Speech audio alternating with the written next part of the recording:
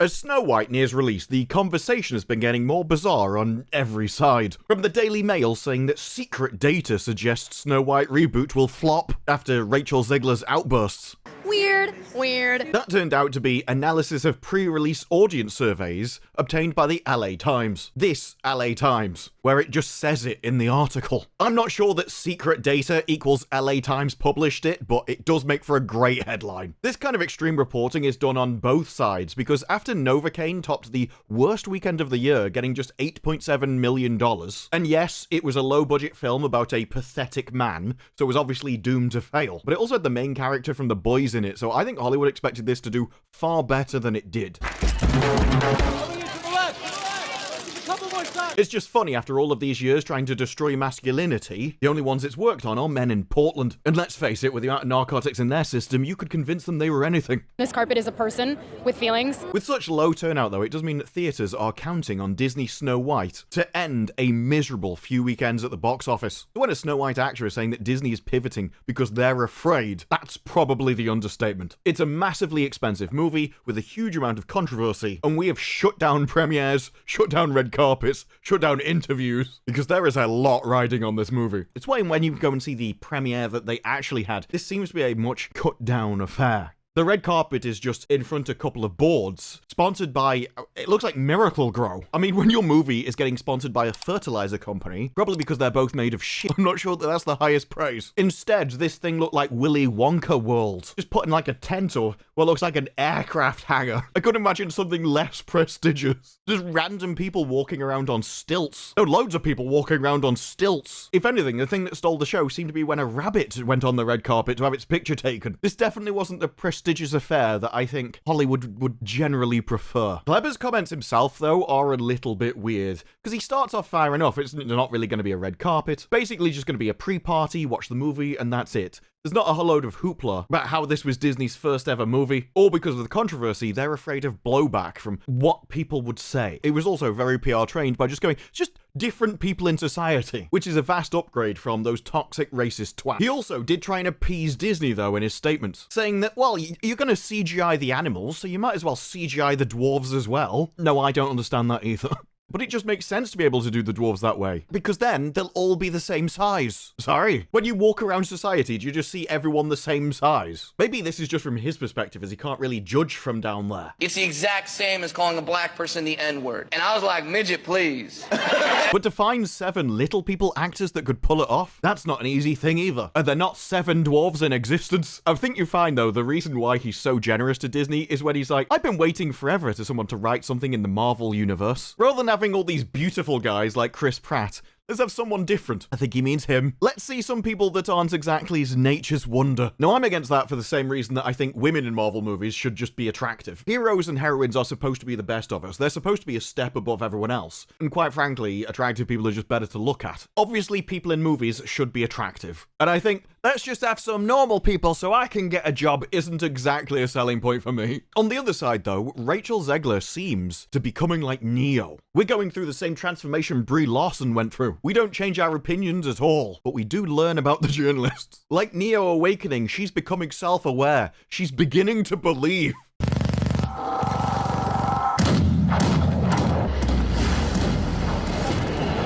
Rachel Zegler breaks silence on Snow White controversy. Not really, as she avoided giving her answers as she made her way through the airport. TMZ asked her how she felt that Snow White was hitting theatres. She replied, "It's wonderful, thank you. It's what the journalists do, ask you an easy question, give you a false sense of security, and then they hit you with it." What would you say to those who are just kind of over-critiquing the film? Bias already built into the question, already leading you into an answer. Don't worry, Rachel, we're on your side. We think those are toxic fans as well. We all know they're in the wrong, what do you think? I mean, you've worked so hard on it. They've been critiquing this film that you've worked so hard for. Don't you want to unleash your rage? You can do it at our camera. But instead of offering a response, the actress quickly walks towards the awaiting black SUV and hopped inside. She might have turned around and told the journalists to go f themselves. I feel like it's none of my business. This is what I mean about Rachel Zegler, like Neo, starting to believe. What I mean by that is starting to believe that the journalists aren't on her side. They believe the same things that she does, but they also want to eat their own. They all agree on the same ideas. but they're not friends, because evil cannot be friends with evil. This is the same thing as Darth Vader strangling a guy on his own ship, or where the criminal pays someone for a service and then shoots him in the head. When you're on that side of the aisle, you need to know that they're not your friends, and the best thing you can do is shut up around them. It doesn't matter that you agree, they have no loyalty to you. It's in this regard where people are like, well, she hasn't changed her opinion. No, but I don't need her to. The only thing required for cultural dominance is for the opponent's ideology to be too expensive to have. This is one of those cases where perception is reality, as the result is the same. At the end of the day, this is the story of representation, and it matters. The cope on the other side is also interesting, though, as apparently Rachel Zegler is New Jersey's Snow White. Seems like an odd brag to have to me. I had to look it up on Google Maps where New Jersey was, and just how far away it is from sort of the wilds of Germany, where Snow White is meant to be located. Turns out to be around 6,500 kilometers, which is particularly strange when you realize she's also Polish, which would put her just 42 kilometers away. You could probably say a centimeter if you went to the actual border, but of course you can't say she's Polish, as that would destroy the entire ideological backing of her getting hired in the first place. Saying that you're actually sticking to the source material implies that there's something better, something superior about sticking to it. Ooh, and that would be reinforcing a few too many traditional ideas for Disney. But don't worry, I hear you cry. The premieres, the ones that didn't get cancelled, did go out to the Disney fans, and whew, all those naysayers reading the positive reviews of No Snow White, I literally can't even. I can't even begin to even my evening. As you can tell with a statement like that, we're dealing with some high IQ individuals. Their linguistic capabilities, I can't begin to even. But as Sydney Watson said, the few people who got special early access to a film are positively rating it.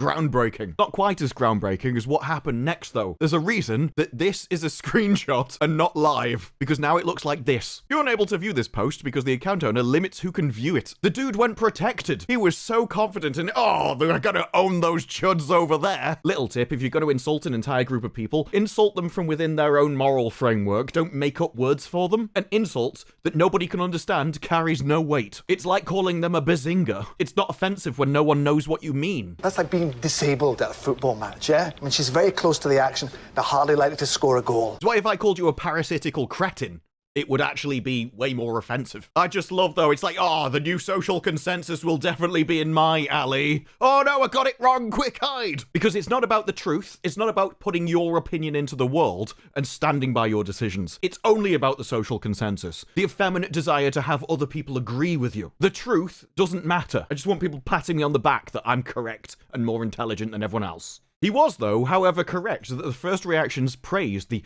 visual feast, one of the best live-action remakes in years. Now, Nerdrotic was correct to point out that if you're so confident about the reaction to your movie, how come the review embargo ends the day before it comes out? Because these reactions are just social media reactions, things like tweets. You can't actually say what you thought of the movie. You can't review it. You can just give overall impressions, not your facts, but your feelings. Once again, it's the effeminate way to review a movie. You can't say anything that's in it. Just give the vibes. So you will be worthless. Cheers. The more analytical, logical, detailed, truthful response, well, that's been banned until the day before. We wouldn't want those pesky viewers getting too much information, would we? We don't want them to get the wide appeal. Just give them the aesthetic impression. Also, when you find out where this headline came from, it's not just biased, but it's over the top to the point of being farcical. When someone compliments something so much, you're like, what's the catch? What did you get out of this? This isn't the normal reaction of a human being. Now, from a British perspective, a lot of American reactions are like that. They really love their hype over there. It's actually something I love about Americans. They can hype you up like nobody else. I can't generate that much enthusiasm. I don't have the equipment. But when you're saying it's a visual feast, and then you go to the actual tweet, which is from a variety journalist, so they're just reporting on themselves. Rachel Zegler is a shining supernova. She's like a sun that explodes. I'm not sure that's exactly a compliment. When a sun explodes, it takes out a galaxy. If our sun went supernova, it would kill billions of people. What you've essentially... Rachel Zegler murders billions of people in Snow White. Is that the headline you wanted? Beautifully embodying the graceful, are you sure about that? Gadot. Gentle nature of the Disney princess. It's a visual feast with show-stopping new musical numbers. Do you want the show to stop in a movie? Like, all right, now, stop everybody. She's got to sing for a bit. Although I have to say, I do think Rachel Zegler can sing very well. I don't like the new songs, but that isn't her fault. I have no complaints about her singing voice at all. I long to leave the walls behind me. And of course, dozens of enchanting animated animals. The screenplay wisely gives its heroine newfound depth. Was that needed? The cartoon was made 85 years ago, therefore it's extremely dated. When you've got something that survived for decades and decades and multiple generations have liked it, do you need to go along and give a character depth? Have you ever thought they might have the depth that is necessary? The required depth for the character, that by changing it you would be ruining it in itself, especially when the depth is through her fervent desire to become the leader her father believed she could be. I have a feeling she knows what she did there, because that is almost word for word an exact quote of one of Rachel Zegler's controversies. She's dreaming about becoming the leader she knows she can be, and the leader that her late father told her that she could be if she was fearless, fair, brave, and true. We didn't use that terminology by accident, did we? No, trust us, everything you hated about the movie, that's the best bit. We made her an insufferable girl boss, it's amazing. I'm not surprised Variety liked it. And a love story that's sweet as apple pie. Did you have to reshoot that to shove it in? Because that's not what Rachel said. She's not going to be dreaming about true love. Hey, I thought we were going to cut out all these scenes. That's Hollywood, baby. Personally, I'm going to be really upset if this love story doesn't just have him stalking her. That's the kind of modern day fairy tale I expect out of Hollywood. Snow White has to learn a lot of lessons about coming into her own power and how to find her own agency. All of Andrew's scenes could get cut. Who knows? It's Hollywood, baby. It's really wonderful. In the 4K Blu-ray, we can get all the extended edition scenes where the prince treats her like the Handmaid's Tale. That seems to be the kind of story that gets the female audience through the doors. Dated when it comes to the ideas of women being in roles of power. We'll clean the house and surprise them. Then maybe they'll let me stay. But there's also other comments, like it recaptures the magic of the 1937 movie, which we've altered with new songs and given more depth and girl-bossing moments. Rachel Zegler is Snow White. Well, that's what she was cast as. Yes. She can't actually be Snow White, though, because she comes from the other side of the planet. Also, I just love how we keep putting out these quotes, as if we just repeat them enough, people will believe them, because I've heard this before. Yeah. You are Snow White. You are canon Snow White at this point in my imagination. Yeah. You are Snow White. Paul Klein echoed the praise, writing, "He may regret saying this, but Snow White is solid. He really enjoyed the Queen's evil bop." I hate this new terminology. That's more offensive to me than the movie. The fact that you described a musical as a bop. I actually find that more offensive than all of Rachel's comments. That repulses me on a base level. Zegler was great. Gadot was fun. Oh, you're absolutely amazing, and you were an actress. It doesn't sound like a compliment, does it really? You're great, and you were fun. And it was the CGI dwarves that let the film... Yeah, maybe you should have cast the dwarves that you already hired to do the voices. Once again, if you hire dwarves to do the voices, but you're not putting them in the movie, it's because you don't think they're good enough to be in the movie. You voice them because of your ideological belief that only people who are the thing can voice the thing. They're like, well, we need them for the voices, but they're just too ugly to put on the screen. That is far more offensive than just putting them in the movie. The choice is baffling. No, it's bigotry. That's what it is. It's been a long release for Snow White, with the cameras originally rolling in 2020. Yeah, the reshoots for this do mean that any comments we heard of Rachel right at the start that caused all of this, we're not going to be watching that movie. Many of those scenes could have been cut or re-edited or have insufferableness toned down. And while I'm sure there's going to be people that go, see, you were all wrong about it all along, it's like, no, I want to see those scenes though. People weren't wrong to judge it off her original comments, rather than whatever movie we do get because of the backlash. This might be a case where the backlash saved the movie, because it petrified Disney to release the original cut. Remember, she's not going to be saved by the prince. She's not going to be dreaming about true love. She's only dreaming about power. Has now turned into... It's got a love story that's sweet as apple pie. It's not the same movie, is it? That's why it's weird when some journalists are trying to get one over on the commentary. Because the reaction to Snow White has been logical and justified. It's only been a response to what's been said. It's, you did an action, this is the response to the action. You didn't want the response, don't do the action. And yet, the Snow White Backlash Brigade isn't going to like this. I don't even know what you mean. The response has never been about the movie. We haven't seen the movie to have a response to it. So when the article turns into, the first reactions praise the remake, it was a big surprise. So, if the movie turns out to be absolutely amazing, 10 out of 10, I've never seen a better movie in my life, any of my previous videos won't have been wrong, because I wasn't talking about the movie. I was talking about the actress making the movie and the motivations behind the movie. If that response, therefore, made Disney make alterations to the movie they're releasing, that just proves that the commentary was even more required. It was even more worthwhile doing,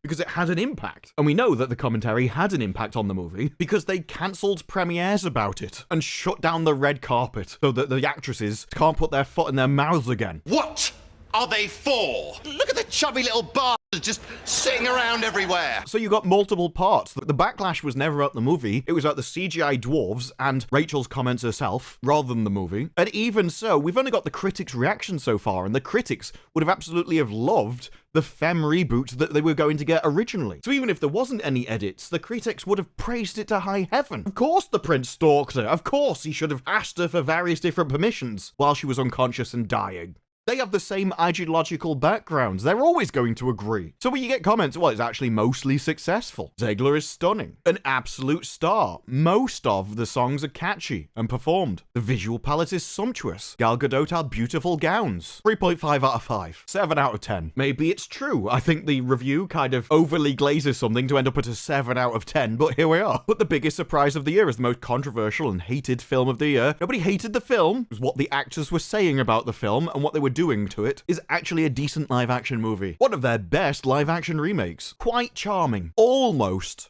got a tear out of me. And I've never cried in my entire life. To be fair, you haven't cried now because it only almost made you cry. This is like saying I've almost defeated a bear in hand-to-hand combat. I haven't. But the word almost is doing a lot of heavy lifting there. Basically means I punched a stuffed teddy in the face. This ended up being so good. It's gonna be a surprise and do numbers. It's pure Disney magic. While Gal Gadot is the great evil queen, Rachel is a poor Snow White. The changes to the story and lyrics are awful. Some special effects are not special, and the film didn't land. A huge shame. Seems to be that the reviews are whichever ones you pick, but we're only going to make headlines about one sort, aren't we? We're not biased, though. No, it's a weird victory lap for the first impressions. This is amazing. It's going to do gangbusters. They ignore the ones that disagree with them, and the projections for the cinema, and act as if that disproves everybody. When if anything, it just proves how right they were. They were right to complain because Disney went and changed it. It changed the marketing for Disney and the emphasis. No doubt influenced the editing. The film that it seemed like we were going to get from Rachel's original comments, if the reactions are correct now, definitely seems to be toned down from what it originally was. Although, judging by this review about the changes to the story, it's going to be interesting to see just how toned down those things are. It's just weird that, like, oh, see, the movie was great. That was never about the movie. It was about the actors, the ideology, how they treated the audience, how they treated the source material. And these things have to change in Hollywood, because then you'll get better movies. And at the end of the day, all of this is meant to be pushing towards getting better movies in the first place. Like giving a dog a treat when it finally does what it's meant to. We don't need you to understand.